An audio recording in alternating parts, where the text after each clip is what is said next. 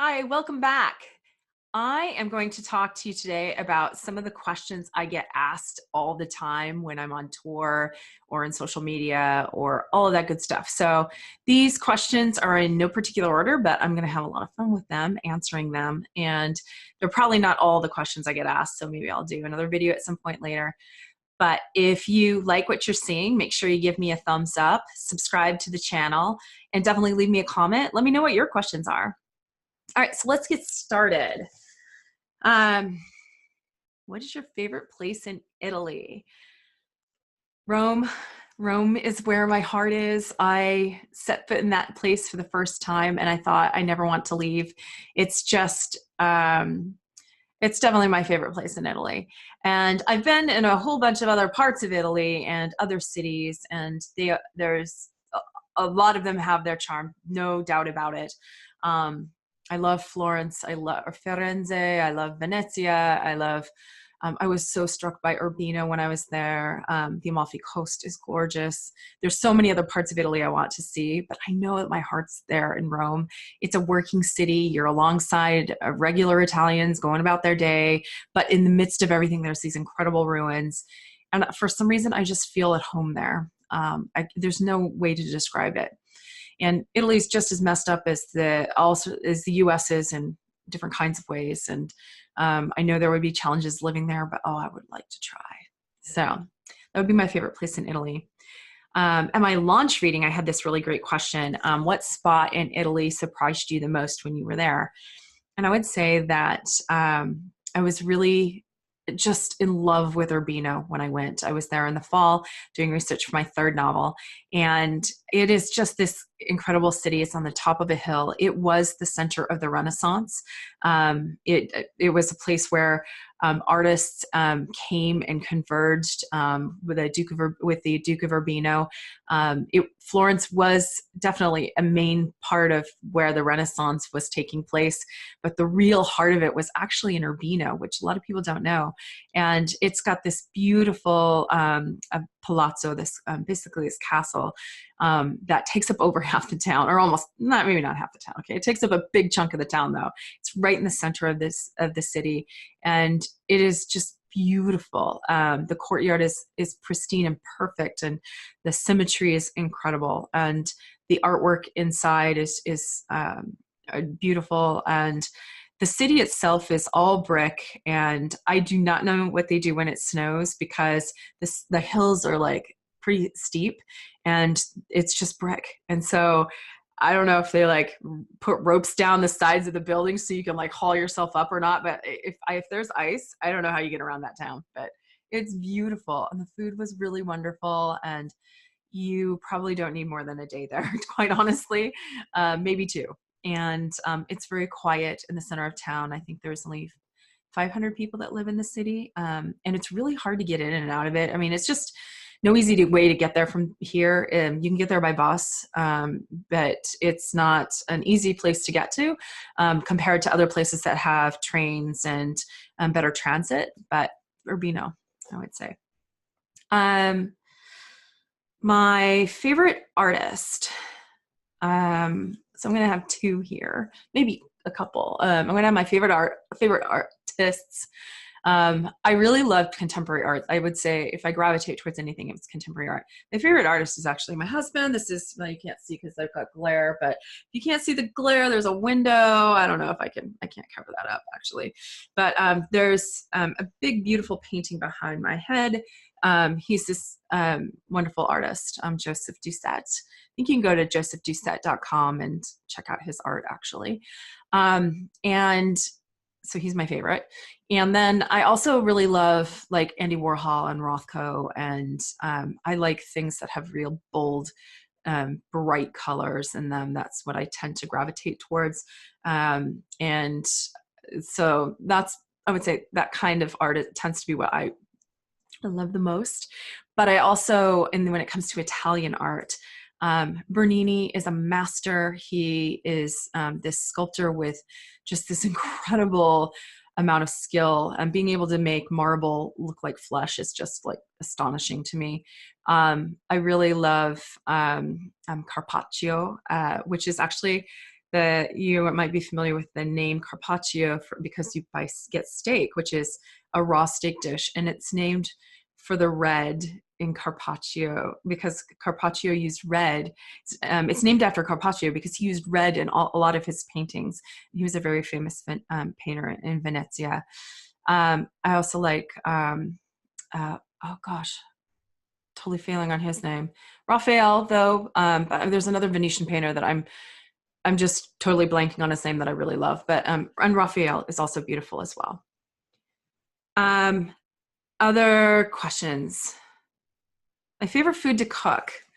I love to bake. That's probably my big thing is baking. I love cooking at Christmas. There's lots of like certain Christmas cookies that I love. There's a mayonnaise sugar cookie that my grandfather used to make all the time. That is probably my favorite cookie in the whole planet. Maybe at some point I'll put it on the blog, and it's delicious. I love making tortellini soup. That's probably something I really like a lot when I'm sick and in the wintertime. I just love the tortellini soup recipe I have is like super easy and really good and delicious. So yeah, but my husband's really the cook.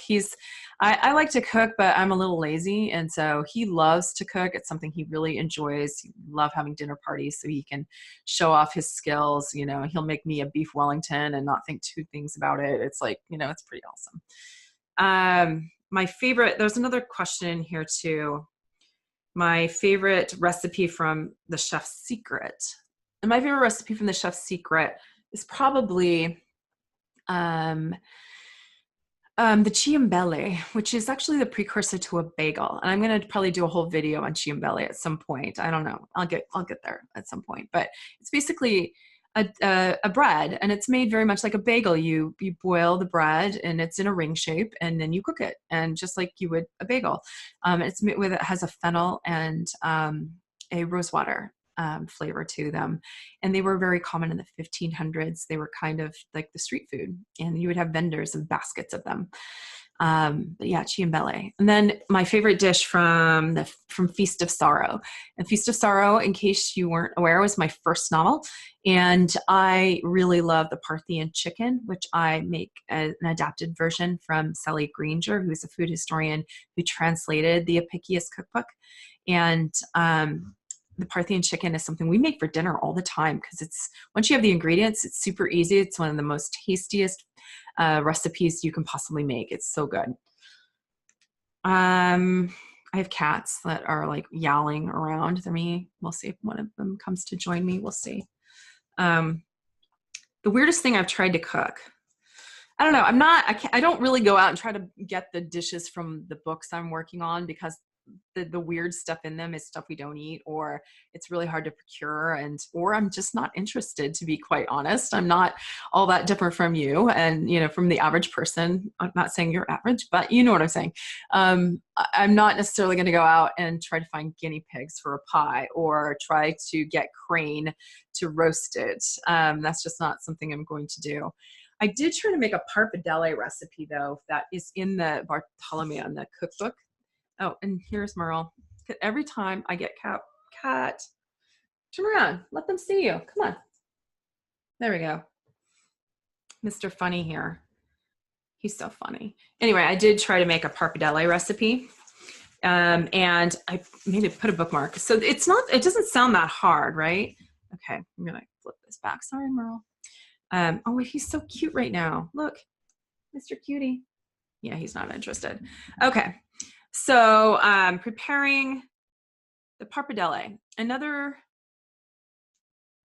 is it? I thought it was right here.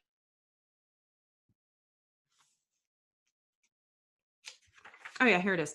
To prepare another sort of fritter, commonly called parpadelle by Romans, get fresh used milk ricotta and press out the whey through a strainer. For every pound of the ricotta, get 3 eggs, 3 ounces of sugar, and 3 ounces of breadcrumb soaked in warm goat's milk, then squeeze it out. Make the mixture rather thick. Cut out fritters of it with a carafe mouth or a white metal tube and fry them in rendered fat or melted butter. When they are done, serve them hot with sugar on them. And I just remember that it was nasty. I don't remember how we made it. I don't think we got sheep's milk, but we definitely did it with goat's milk, and which I've cooked with goat's milk on many occasions and not had issues, but whatever reason, the rose water and the sugar and the goat's milk and the breadcrumbs and the ricotta, it just was gross. The whole texture of it was weird. The flavors were disgusting. Totally scrapped that. Did not put that in the cookbook that I did for the Chef's Secret. Let's see. How do you stay organized? This is my bullet journal. I love my bullet journal.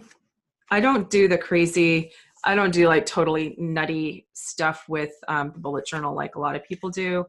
I might sometimes get a little fancy, but nothing like crazy fancy, like nothing like super crazy fancy. But most of my stuff looks like this. It just looks like, normal notes. So that's my bullet journal. That's how I stay organized. What book am I reading right now? Let's see. I pulled these aside because I am reading I'm probably reading 3 books right now, but one I just finished. I read a lot of arcs because that's something as an author I get the chance to do. And I just finished this arc for How Fires End by Marco Raffaella. And it's a book set in the US and in Sicily. And it's about a family whose roots are in Sicily. And the father left Sicily after something really awful happened. And after many people in his family or his brothers had died. And I don't really want to give this away because it's just this really great book, to be honest. I have to really formulate what I want to say about it because I feel like it's such an impactful book. It's basically about a really torn up family, a really troubled young son that is trying to grapple with the consequences of something his father did when he was younger, and how that has resonated throughout their life. And followed his father from Sicily to America. And it's a layered book. It's told from 3 different points of view, and it's just wrenching and good. And so How Fires End by Marco Raffaella. Raffaella. My Italian sometimes on the Sicilian stuff is just not so great from an accent perspective, definitely. I don't recall when this comes out. I want to say May, maybe June. Anyway, get it. It's beautiful. And then I'm also reading Gone So Long by Andre Dubus. Is that how you say it? The third. And he's a beautiful writer, just absolutely breathtaking writer. And this is basically about, I don't know what it's about yet because I'm only about a third of the way through. And basically there's a man who was in prison and he's been out of prison for a long while, and he's got a daughter and he's thinking he needs to find her. And so you're seeing this from a couple points of view, and he's just a master of the character, and it's a gorgeous book. So Gone So Long. Let's see, what else? What music do I like? I tend to I like a lot of indie alternative type of stuff. I love 80s new wave because that's what I grew up on. I was a total Durani at one point, so that's really dating me. But yeah, love John Taylor. He was like the guy. And then I've been good at staying current all through my years. And so I really love bands like Interpol and Arcade Fire and Wombats, and but I like a lot of diverse stuff as well. I like a lot of classical music. I'm super excited about the new Nouvelle Vague that just came out, which is kind of lounge music, but it's all covers of 80s songs, which I love. And I love writing to soundtracks and things like that. That's another question I get asked a lot is, what do I write to? I tend to write to music that doesn't have words to it.